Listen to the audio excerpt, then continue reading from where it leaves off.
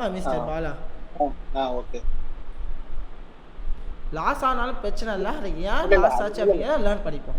ஓகேவா? Okay bro. கீழே ஒரு சப்போர்ட் லைன் வரீங்க, இதுவா கனெக்ட் பண்ணி ஒன்று வரீங்க. அந்த இடம் தான், அந்த இடம். ஓகே ப்ரோ, இது இப்போ மார்க்கெட் இருக்கிற இடத்துல ஒரு கீழே உள்ள மாதிரி இருக்கா, அந்த இடத்துல அப்படி ஸ்ட்ரெயிட்டா வரீங்க. இதுவா ப்ரோ? அது எல்லாத்தையும் டச் பண்ணுங்க. Okay bro. மேலேயும் ஒரு லைன் வரைஞ்சி வச்சுக்கோங்க. அந்த இதுக்கு அடுத்து ஒரு ஸ்விங் இருக்குல்ல, அந்த இடத்துக்கு கனெக்ட் பண்ணி அது எல்லாத்தையும் டச் பண்ற மாதிரி ஒரு போடும். ஓகே. வீக்லி மாதிரி இருக்கும். வாங்கிட்டோம் ப்ரோ. வீக்லி.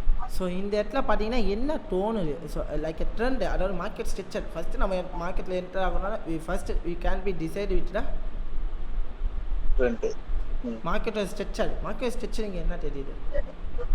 ஒரு டவுன் ட்ரெண்ட் வந்து இப்போ கன்சல்டேஷன்ல இருக்கு. டவுன் ட்ரெண்ட் வந்திருக்கு. ஸோ டவுன் ஆனா ப்ரீவியஸ் இத உடைக்கல, ஆக்சுவலா லோவ உடைக்கல. ஆமா. ஸோ ப்ரீவியஸ் ஹையா உடைக்கல. ஹையா உடைச்சா என்ன ஆகும்? மார்க்கெட் மேல போயிடும். அதர்வைஸ் மார்க்கெட் கீழே தான் வரும். So okay. ஸோ நான் ஜூம் பண்ணிக்கிறேன். இப்போ இந்த இடத்துல என்ன கேண்டில் வந்திருக்கா? இந்த பேரி சென்டர் வந்திருக்கு. ஸோ அப்போ வரப்போகிற நாட்களில் வந்து மார்க்கெட் என்ன ஆகிறதுக்கு வாய்ப்பு இருக்கு? செல்லு போறதுக்கான ப்ராபபிலிட்டி நிறைய இருக்கு. செல்லு போறதுக்கான ப்ராபபிலிட்டி நிறைய இருக்கு. So that's good. ஸோ இந்த இடத்துல என்னால் ஒரு அப் ட்ரெண்டோ இல்லை டவுன் ட்ரெண்டோ பேஸ் பண்ண முடியுமா? இதுல வேணா ஒரு ட்ரெண்ட் லைன் வேணா வரைஞ்சிங்க. கீழே இருந்து மேலே அடிச்சு ட்ரெண்ட் லைன் இல்லை வீக்லியில் வரையலான்னாலும் வரைஞ்சிக்கலாம். சரி போடுங்க. இதுல ஒரு இதாக பார்த்துக்கலாம் நம்ம. இது வந்து ஒரு அப் ட்ரெண்ட் லைனை வரைஞ்சிப்போம். நெக்ஸ்ட் என்ன பண்ண? வீக்லி பார்த்துங்க. வீக்லிக்கு போயிடலாம். ஸோ வீக்லிக்கு போயிட்டோம். ஸோ இப்போ வீக்லியில் போகும்போது இப்போ மார்க்கெட் எங்கே நிற்கிது? இப்போ வந்து கரெக்டாக ஒரு கீ லெவலில் தான் நிற்கி. கீ லெவலில் நிற்கிது. இப்போ நம்ம பார்த்த கீ லெவல் எந்த டைம் ஃப்ரேமில் பார்த்தோம்? வீக்லி டைம் ஃப்ரேமில் பார்த்ததுனால இது என்ன சொல்லுவோம்? Weekly key level. ஆமாம், வீக்லி கீ லெவல் அப்படின்னு பேஸ் பண்ணுவோம். ஸோ இப்போ இதை பார்த்துட்டோம்.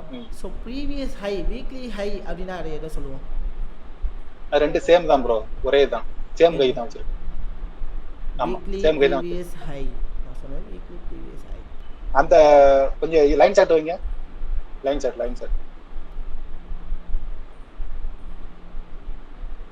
இந்த இப்போ ஒரு சின்ன ஸ்விங் இருக்குல்ல கீழே, அந்த இடம் சொல்லலாமா? Weekly previous high. Okay.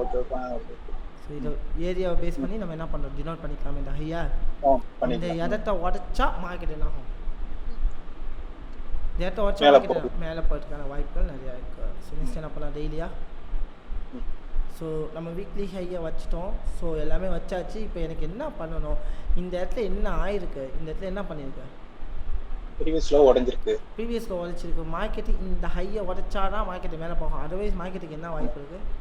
Down trend தான். இப்போ மார்க்கெட் வந்து ஒரு தெளிவான எங்கே இருக்குது? மார்க்கெட்டு கீ லெவலில் நிற்கிது.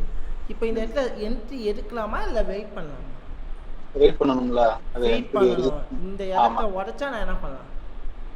நம்ம அடுத்து வந்து செல்லிங் ஆப்பர்ச்சுனிட்டிக்கு போகலாம். ரன் பண்ணலாமா?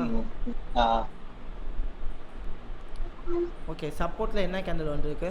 ஹேங்கிங் மேன் தானே? ஹேங்கிங் மேனா? ஆமா, ஹேங்கிங் மேன். கையை உடைக்கும். சப்போர்ட்ல ஹேங்கிங் மேன் வந்தா என்ன பண்ணும் மார்க்கெட்?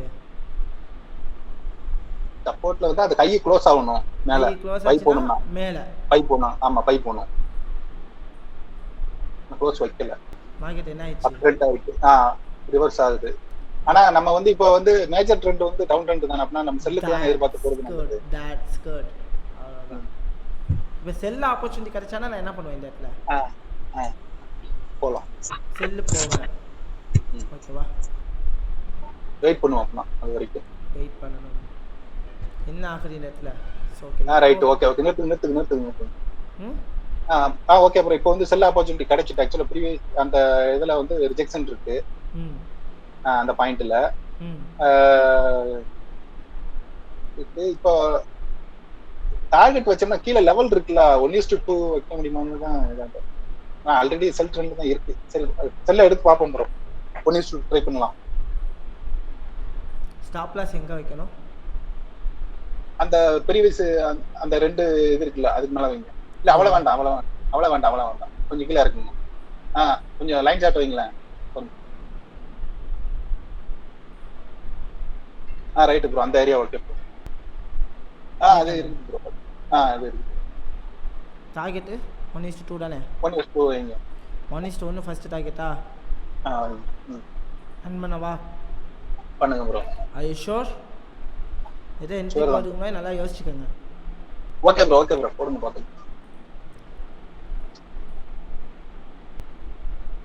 1:1 ஹிட்டா? Okay bro. இப்போ இருங்க ப்ரோ, இப்போ திரும்ப வந்து ரீகன்ஃபர்மேஷன் கிடைச்சி இப்போ ஒரு என்ட்ரி போடுங்க. செல்லா? செல்ல போடுங்க. ஐ ஷோர்? ஆமா, அதுக்கு மேல ஆமா, நீங்க இப்போ வச்சிருக்கிற ஸ்டாப் லாஸ் ஓகே தான். அந்த இடத்துல வச்சுங்க. அதாவது இந்த எடுத்த ப்ராஃபிட்ல ரிஸ்க் எடுக்கிறீங்க, ரைட்? ரைட். ஸோ 1:2 வைங்க bro. So 1:1 first target, 1:2 second target. வா, இந்த ஸ்டாப் லாஸ் லெவலில் பிரேக் பண்ணி என்ன பண்ணல? க்ளோஸ் வைக்கல. 1:1 ஹிட்டா? ஆமாம் ப்ரோ. அதில் 1:2 ஹிட்டா? அதில் 1:2 ஹிட்டு, இதில் 1:1 ஹிட்டா? ஆமாம் ப்ரோ. நம்ம ஏன் மேனுவல் ஸ்டாப் லாஸ் வைக்கணும் அப்படின்னு சொன்னதோட ரீசன் இப்போ புரியுதா? புரியுது ப்ரோ. டார்கெட் ஹிட்டா? ஆமாம் ப்ரோ.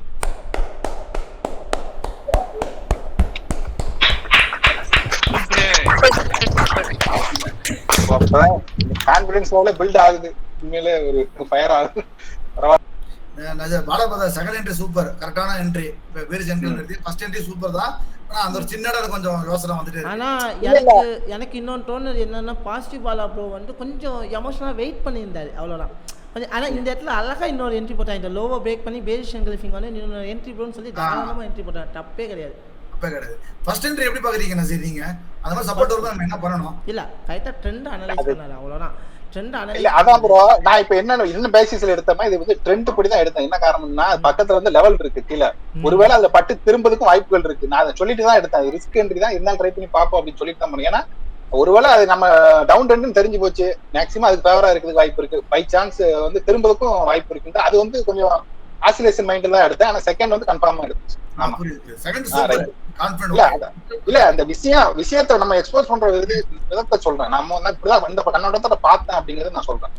இன்னொரு விஷயம் பாசிட்டிவ் வாலாட்ட வந்து இந்த இடத்துல ஒரு விஷயம் பொறுமை. நிதானமா இந்த ஸ்டாப் லாஸ் அடிக்கிறது வரைக்கும் பொறுமையா இருந்தாரு. ஸ்டாப் லாஸ் அடிக்க போது ட்ரேடை க்ளோஸ் பண்ணிக்க அப்படின்னு சொல்லல. she wants to be wait until stop loss and candle break பண்ணி க்ளோஸ் பண்றது வரைக்கும் I want to be wait with the market. இது ஒரு பெரிய விஷயம் தெரியுமா? அதாவது மார்க்கெட்டில் சக்ஸஸ் பண்ணுறது பெரிய விஷயம். அந்த மார்க்கெட்டில் ட்ராவல் பண்ணணும், அந்த பொறுமையோட நிதானமாக என்னோட வேவை நான் ட்ராவல் பண்ணணும், கன்சிடர் பண்ணணும் பண்ணுறேம்மா. அதுதான் ஒரு ப்ரொஃபஷனல் ட்ரேடரோட சக்ஸஸாக இருக்குமே தவிர. ப்ரோ அது இன்னொரு விஷயம் இந்த இடத்துல ஹைலைட் பண்ணுறேன். இதில் இன்னொரு பெரிய விஷயம் என்னன்னு கேட்டிங்கன்னா, நாங்கள் என்னதான் ப்ராக்டிஸ் எடுத்தாலும் அது நீங்க கொஞ்சம் கைட் பண்ணி பண்ணும்போது அந்த மைண்ட் செட்டே வேற மாதிரி இருக்கு ப்ரோ. அது ஒரு டிஃபரெண்டா ஃபீல் பண்றேன். அதாவது எப்படின்னா ஒரு எனர்ஜி கிடைக்கு, ஒரு கான்ஃபிடன்ஸ் அந்த மாதிரி இருக்கு. நாங்க எடுக்கல, எடுத்தது ஃபுல்லாவே ரிவர்ஸ் ஆகிட்டு இருந்து நீங்க இப்போ சொல்லி எடுக்கும்போது அதுல நம்மளுக்கே ஒரு கிரியேட்டிவிட்டி உருவாகி அந்த இடத்துல நான் வந்து உங்களுக்கு தேங்க்ஸ் சொல்லிக்கிட்டேன் நம்ம டீம் சார்வா. Well done Bala bro. இன்னும் கீப் இட் அப் மோர். இன்னும் மோர் தென் பிராக்டிஸ் இருந்துச்சுன்னா இன்னும் ஈஸியா சக்சஸ் பண்ணுவீங்க. தேங்க்யூ.